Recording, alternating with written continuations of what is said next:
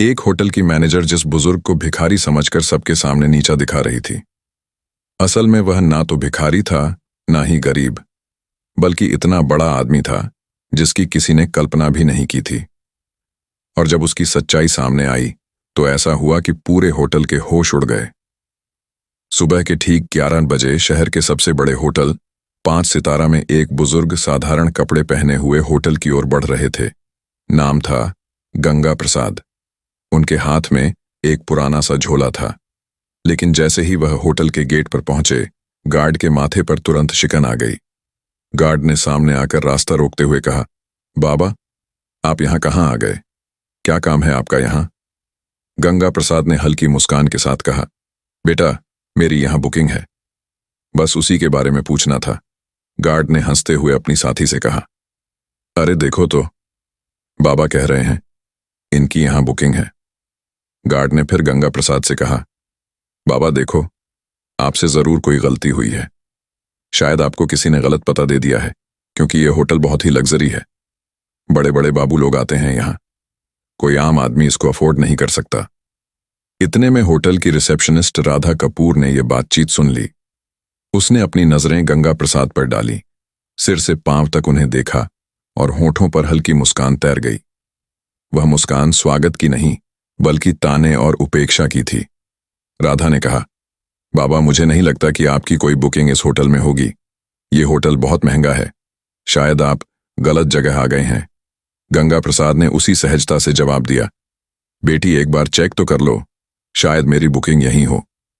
राधा ने लापरवाही से कंधे उचकाए और कहा, ठीक है बाबा, इसमें समय लगेगा, आप वेटिंग एरिया में जाकर बैठ जाइए। गंगा प्रसाद ने सिर हिलाया और धीरे धीरे वेटिंग एरिया की ओर बढ़े। लॉबी में मौजूद कई गेस्ट उन्हें अजीब नजरों से घूर रहे थे।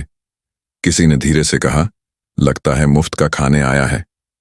कोई और बोला, इसकी तो औकात भी नहीं है कि यहां का एक गिलास पानी भी खरीद सके। गंगा प्रसाद ने यह सब सुना, लेकिन वे चुप रहे। वह कोने में रखी एक कुर्सी पर बैठ गए, झोला जमीन पर रखा और दोनों हाथ छड़ी पर टिकाकर खामोश बैठे रहे।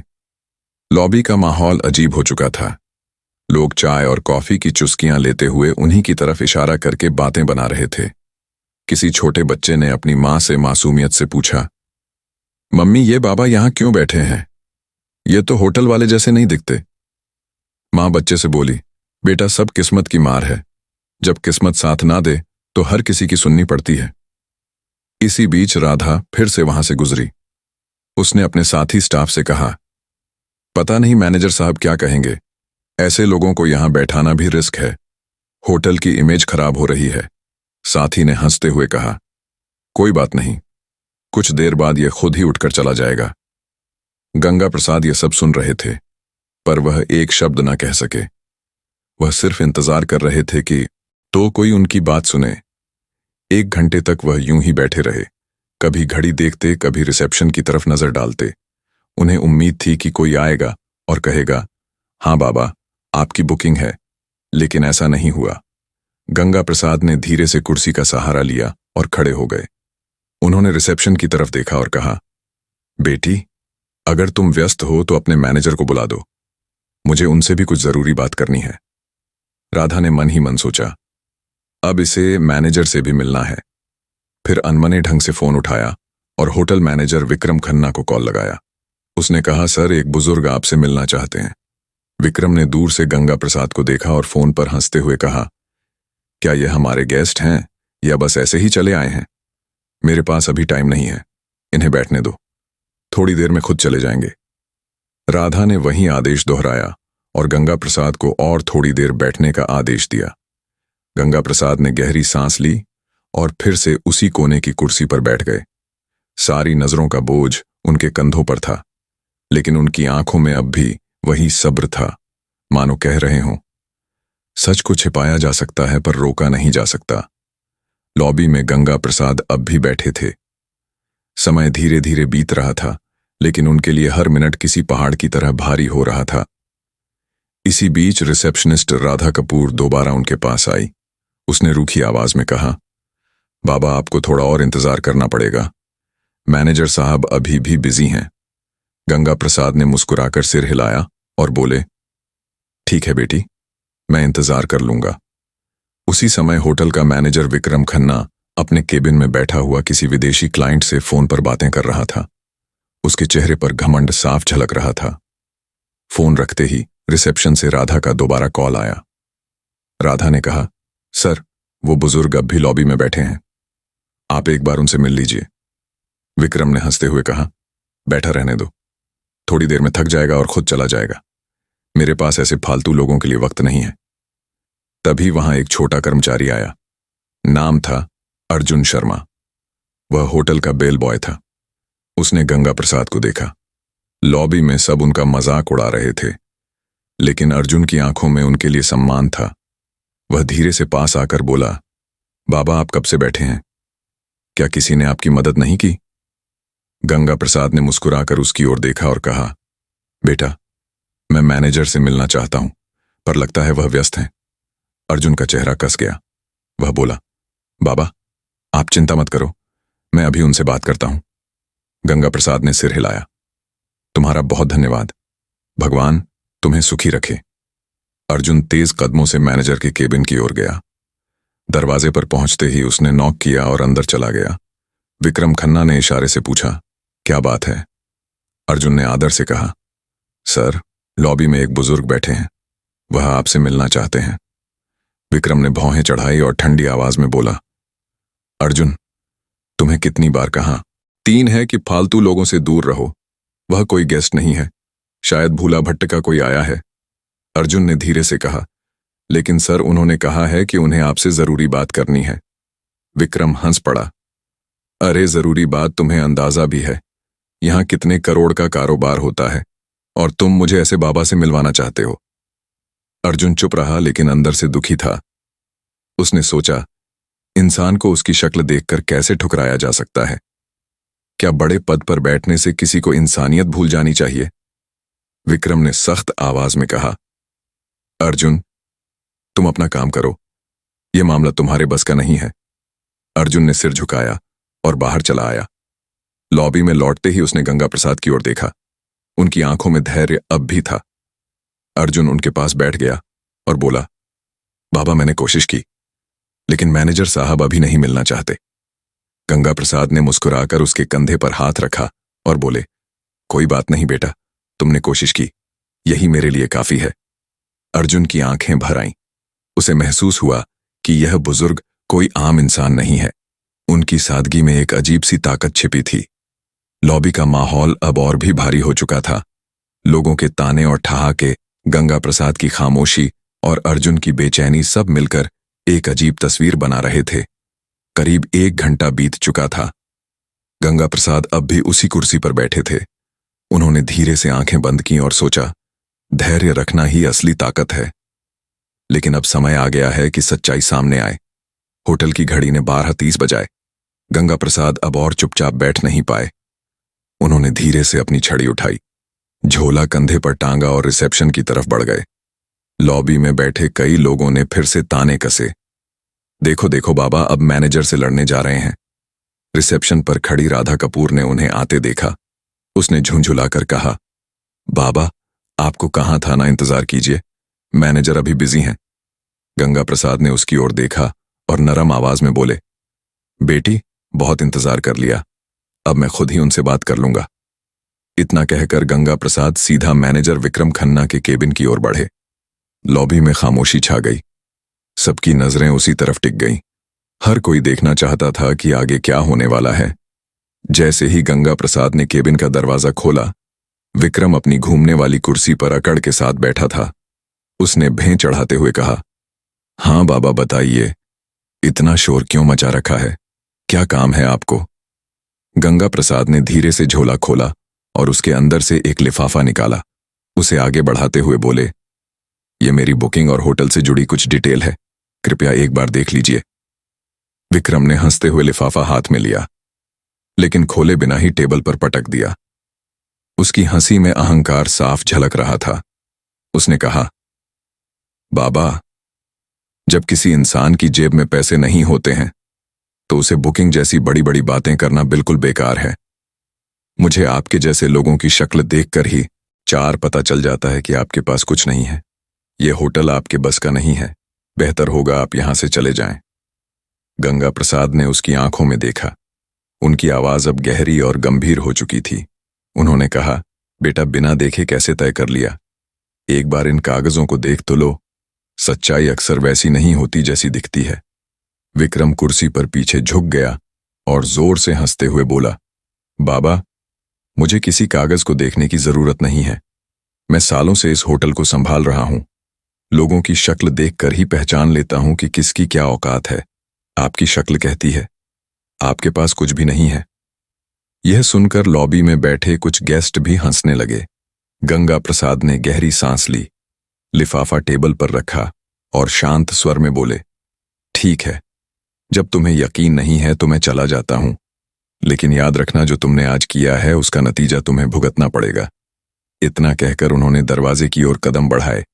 पीछे बैठे गेस्ट फुसफुसाए, वाह, मैनेजर ने सही किया, ऐसे लोगों को यही सबक मिलना चाहिए। गंगा प्रसाद होटल से बाहर निकल गए। उनकी धीमी चाल और झुकी हुई कमर ने पूरे स्टाफ के बीच एक अजीब सा सन्नाटा छोड़ दिया। लेकिन विक्रम अपनी कुर्सी पर बैठा मुस्कुराता रहा। उसके चेहरे पर गर्व और तिरस्कार का मिलाजुला भाव था। इसी बीच बेल बॉय अर्जुन शर्मा उस लिफाफे की तरफ बढ़ा। उसने धीरे से उसे उठाया और चुपचाप अपने सर्वर कंप्यूटर की ओर चला गया। कंप्यूटर स्क्रीन पर उसने लॉगिन किया और फाइलें खोलना शुरू किया। लिफाफे में लिखी डिटेल्स के आधार पर उसने होटल का पुराना रिकॉर्ड खंगाला। कुछ ही देर में उसकी आंखें चौड़ी हो गईं। स्क्रीन पर जो जानकारी थी उसने अर्जुन को हिलाकर रख दिया। रिकॉर्ड में साफ लिखा था, गंगा प्रसाद होटल के 65% शेयर होल्डर संस्थापक सदस्य। अर्जुन की सांसें तेज हो गईं। उसने फौरन प्रिंटर से रिपोर्ट निकाली। कागज हाथ में लिए वह भागता हुआ मैनेजर के केबिन में पहुंचा। अंदर विक्रम अब भी किसी क्लाइंट से फोन पर बात कर रहा था। अर्जुन ने धीरे से कहा, सर, ये रिपोर्ट देखिए। ये वही बुजुर्ग हैं जो यहां आए थे। ये हमारे होटल के असली मालिक हैं। विक्रम ने फोन रखते हुए अर्जुन की तरफ देखा और भौहें चढ़ा लीं। अर्जुन, तुम्हें कितनी बार कहा है, मुझे ऐसे लोगों की रिपोर्ट्स में दिलचस्पी नहीं है। यह सब फालतू बातें हैं। अर्जुन ने फिर कोशिश की, लेकिन सर, यह रिपोर्ट साफ बताती है कि गंगा प्रसाद हमारे होटल के मालिक हैं। अगर हमसे कोई गलती हो गई है तो। विक्रम ने बीच में ही बात काट दी। उसने रिपोर्ट को अपनी तरफ सरका कर देखा, फिर बिना पढ़े ही उसे वापस अर्जुन की ओर धकेल दिया। उसकी आवाज में अहंकार पहले से और ज्यादा था। उसने कहा, मुझे ये सब बकवास नहीं चाहिए। तुम्हें मैंने कहा है ना, अपना काम करो। ये होटल मेरी मैनेजमेंट स्किल से चलता है, किसी पुराने बाबा की दान दक्षिणा से नहीं। अर्जुन हैरान रह गया। उसके चेहरे पर गहरी बेचैनी थी। वह रिपोर्ट हाथ में लेकर वापस निकल गया। लॉबी में आते ही उसने गंगा प्रसाद को याद किया। उनकी आंखों की गहराई, उनका धैर्य। उसे लगा, यह मामला अब सिर्फ होटल तक सीमित नहीं है, ये इंसानियत की परीक्षा है। धीरे धीरे शाम होने लगी। गेस्ट अपने अपने कमरों में चले गए। स्टाफ अपने काम में लग गया। लेकिन अर्जुन के दिल में हलचल 5 बढ़ती गई। उसे यकीन था कल का दिन इस होटल की तस्वीर बदल देगा। अगली सुबह का नजारा बिल्कुल अलग था। होटल के हर कोने में हलचल थी। स्टाफ आपस में धीरे धीरे फुसफुसा रहे थे। किसी ने कहा, कल जो बाबा आए थे शायद उनके बारे में कोई बड़ी बात है। दूसरे ने जवाब दिया, हाँ, सुना है वह होटल के बड़े शेयर होल्डर हैं। यह खबर धीरे धीरे पूरे होटल में फैल चुकी थी, लेकिन किसी को अब भी भरोसा नहीं हो रहा था। सबके मन में सवाल था, क्या सच में वह बुजुर्ग इस आलीशान होटल के मालिक हो सकते हैं? 10:30 बजते ही लॉबी का माहौल अचानक बदल गया। होटल के मुख्य द्वार से वही साधारण कपड़े पहने बुजुर्ग गंगा प्रसाद अंदर आए, लेकिन इस बार वह अकेले नहीं थे। उनके साथ एक सूट बूट पहना अधिकारी था, जिसके हाथ में काले रंग का ब्रीफ केस था। सभी की नजरें एक ही पल में उसी दिशा में टिक गईं। गार्ड, रिसेप्शनिस्ट, वेटर सब सन्नाटे में खड़े रह गए। कल जिन्हें सबने अनदेखा किया था, आज वही शख्स होटल में किसी सम्राट की तरह प्रवेश कर रहे थे। गंगा प्रसाद ने सीधे हाथ से इशारा किया, मैनेजर को बुलाओ। आवाज में अब कोई नरमी नहीं थी, बल्कि एक आदेश की कठोरता थी। थोड़ी ही देर में विक्रम खन्ना बाहर आया। उसके चेहरे पर हल्की घबराहट थी, लेकिन अहंकार अब भी बाकी था। वह आधा मुस्कुराकर बोला, जी बोलिए बाबा, आज फिर आ गए। गंगा प्रसाद ने उसकी आंखों में देखा और ठंडी आवाज में कहा, विक्रम खन्ना, मैंने कल ही कहा था, तुम्हें अपने कर्मों का नतीजा भुगतना पड़ेगा। आज वह दिन आ गया है। विक्रम सक पका गया। उसने हंसी में बात टालने की कोशिश की। गंगा प्रसाद के साथ आए अधिकारी ने ब्रीफकेस खोला, उसमें से मोटी फाइल निकाली और सबके सामने टेबल पर रख दी। उसने जोर से कहा, ये डॉक्यूमेंट्स साफ बताते हैं, इस होटल के 65% शेयर गंगा प्रसाद के नाम पर हैं। असल मालिक वही हैं। पूरा स्टाफ स्तब्ध रह गया। राधा कपूर के हाथ कांपने लगे। लॉबी में मौजूद गेस्ट्स ने एक दूसरे को देखा और फुसफुसाए, ये तो सच में मालिक है, हमसे कितनी बड़ी भूल हो गई। गंगा प्रसाद ने अपनी छड़ी जमीन पर टिका दी। उनकी आवाज अब तेज और दृढ़ थी। विक्रम खन्ना, आज से तुम इस होटल के मैनेजर नहीं रहोगे। तुम्हारी जगह अब अर्जुन शर्मा इस पद को संभालेगा। विक्रम गुस्से से कांपते हुए बोला, आप होते कौन हैं मुझे हटाने वाले? ये होटल मैं सालों से चला रहा हूं। गंगा प्रसाद गरजते हुए बोले, ये होटल मैंने बनाया है। इसकी नींव मेरी मेहनत से रखी गई थी। मैं चाहूं तो तुम्हें एक पल में बाहर का रास्ता दिखा सकता हूं, पर दंड स्वरूप तुम्हें फील्ड का काम दिया जा रहा है। अब वही काम करो जो तुमने दूसरों से करवाया है। गंगा प्रसाद ने अर्जुन को पास बुलाया।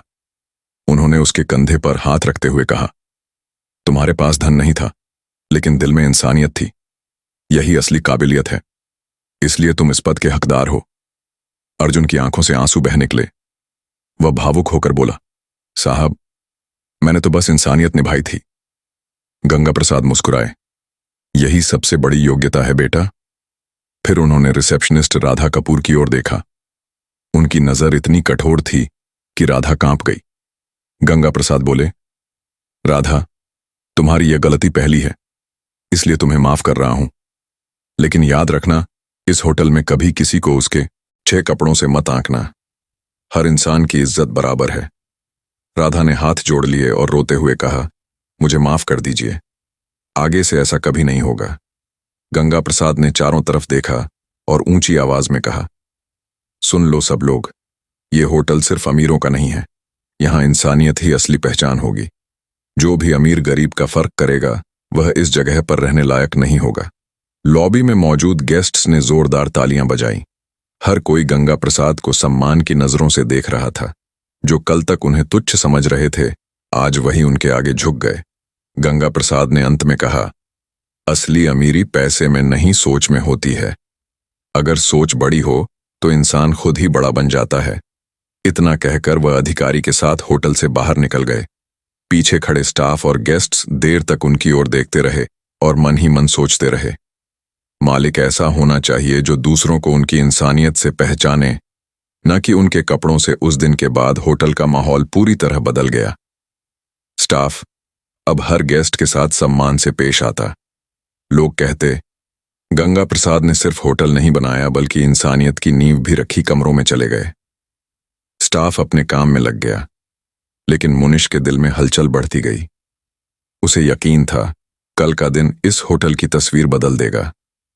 अगली सुबह का नजारा बिल्कुल अलग था। रामपुर के इस होटल के हर कोने में हलचल थी। स्टाफ आपस में धीरे धीरे फुसफुसा रहे थे। किसी ने कहा, कल जो बाबा आए थे, शायद उनके बारे में कोई बड़ी बात है। दूसरे ने जवाब दिया, हाँ, सुना है वह होटल के बड़े शेयर होल्डर हैं। यह खबर धीरे धीरे पूरे होटल में फैल चुकी थी, लेकिन किसी को अब भी भरोसा नहीं हो रहा था। सबके मन में सवाल था, क्या सच में वह बुजुर्ग इस आलीशान होटल के मालिक हो सकते हैं? 10:30 बजते ही लॉबी का माहौल अचानक बदल गया। होटल के मुख्य द्वार से वही साधारण कपड़े पहने बुजुर्ग शिवनाथ अंदर आए, लेकिन इस बार वह अकेले नहीं थे। उनके साथ एक सूट बूट पहना अधिकारी था, जिसके हाथ में काले रंग का ब्रीफकेस था। सभी की नजरें उसी दिशा में टिक गईं। गार्ड, रिसेप्शनिस्ट, वेटर सब सन्नाटे में खड़े रह गए। कल जिन्हें सबने अनदेखा किया था, आज वही शख्स होटल में किसी सम्राट की तरह प्रवेश कर रहे थे। शिवनाथ ने सीधे हाथ से इशारा किया, मैनेजर को बुलाओ। आवाज में अब कोई नरमी नहीं थी, बल्कि आदेश की कठोरता थी। थोड़ी ही देर में पूजा बाहर आई।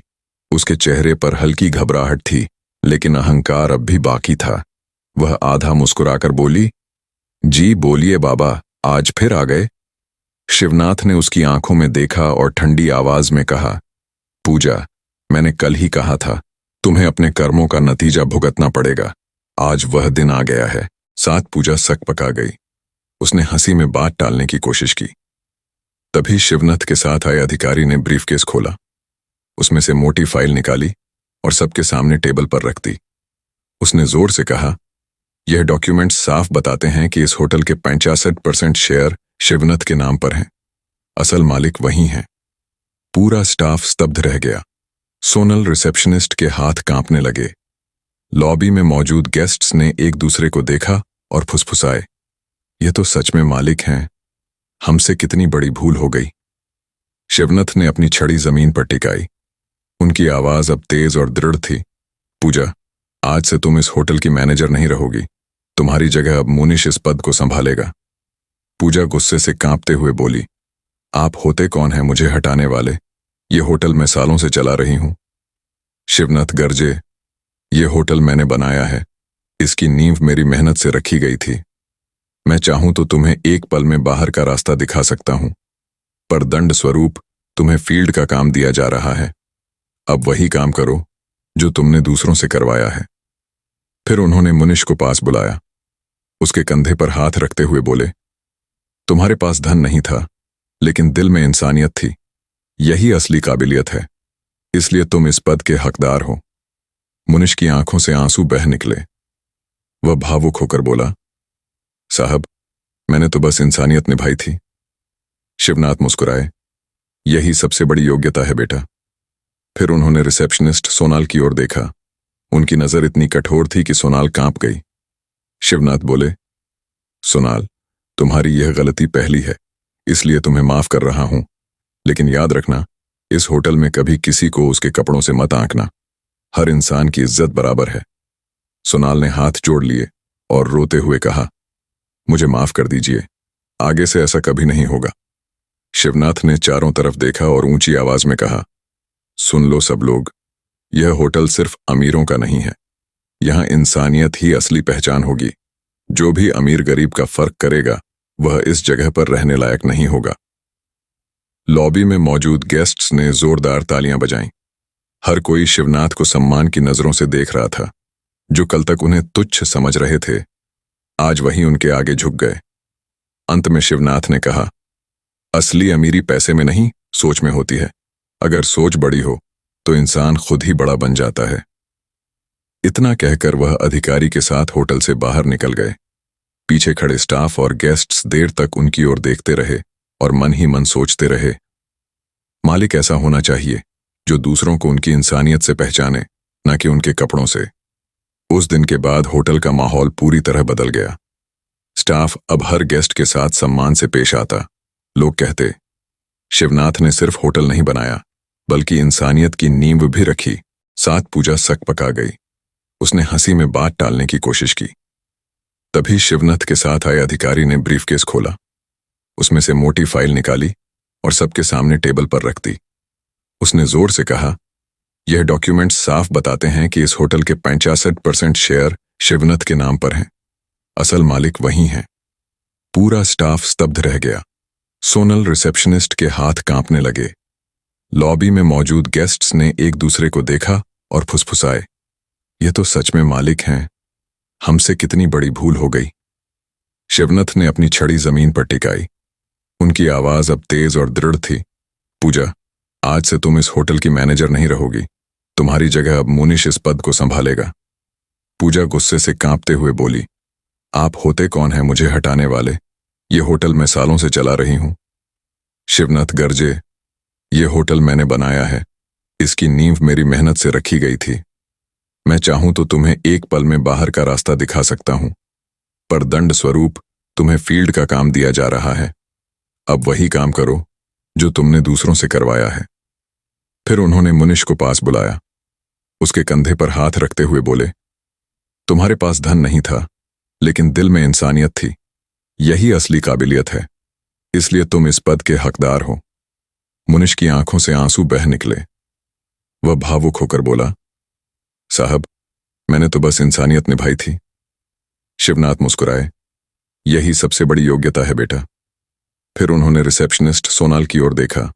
उनकी नजर इतनी कठोर थी कि सोनाल कांप गई। शिवनाथ बोले, सोनाल, तुम्हारी यह गलती पहली है, इसलिए तुम्हें माफ कर रहा हूं, लेकिन याद रखना, इस होटल में कभी किसी को उसके कपड़ों से मत आंकना। हर इंसान की इज्जत बराबर है। सोनाल ने हाथ जोड़ लिए और रोते हुए कहा, मुझे माफ कर दीजिए, आगे से ऐसा कभी नहीं होगा। शिवनाथ ने चारों तरफ देखा और ऊंची आवाज में कहा, सुन लो सब लोग, यह होटल सिर्फ अमीरों का नहीं है। यहां इंसानियत ही असली पहचान होगी। जो भी अमीर गरीब का फर्क करेगा वह इस जगह पर रहने लायक नहीं होगा। लॉबी में मौजूद गेस्ट्स ने जोरदार तालियां बजाईं। हर कोई शिवनाथ को सम्मान की नजरों से देख रहा था। जो कल तक उन्हें तुच्छ समझ रहे थे, आज वही उनके आगे झुक गए। अंत में शिवनाथ ने कहा, असली अमीरी पैसे में नहीं, सोच में होती है। अगर सोच बड़ी हो तो इंसान खुद ही बड़ा बन जाता है। इतना कहकर वह अधिकारी के साथ होटल से बाहर निकल गए। पीछे खड़े स्टाफ और गेस्ट्स देर तक उनकी ओर देखते रहे और मन ही मन सोचते रहे, मालिक ऐसा होना चाहिए जो दूसरों को उनकी इंसानियत से पहचाने, न कि उनके कपड़ों से। उस दिन के बाद होटल का माहौल पूरी तरह बदल गया। स्टाफ अब हर गेस्ट के साथ सम्मान से पेश आता। लोग कहते, शिवनाथ ने सिर्फ होटल नहीं बनाया, बल्कि इंसानियत की नींव भी रखी।